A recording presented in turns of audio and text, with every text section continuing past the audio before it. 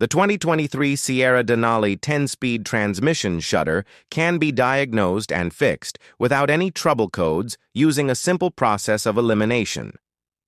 The fix usually comes down to fluid replacement, a valve body swap, or a new torque converter, but isolating the root cause is the critical first step. Diagnosing the issue starts by determining if the vibration is actually coming from the transmission.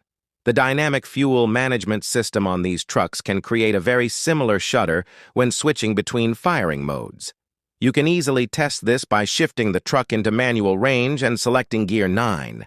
This disables the cylinder deactivation system.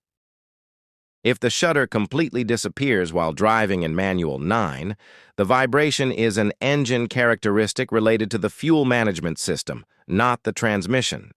If the shudder is still present, the issue is directly related to the transmission, specifically the torque converter clutch or the fluid. The next diagnostic step involves checking the transmission fluid condition and level. Degraded fluid often causes the torque converter clutch to slip and chatter. The standard repair for this is a complete triple flush using the updated Mobil Synthetic LV ATF HP blue label fluid. This flush resolves the shudder in the vast majority of these trucks. When the fluid flush does not resolve the vibration, a scan tool must be used to monitor the torque converter clutch slip speed. If the slip speed is elevated while the pressure command remains steady, the torque converter itself is failing and requires replacement. If the pressure command is erratic, the valve body is the likely culprit and needs to be swapped out.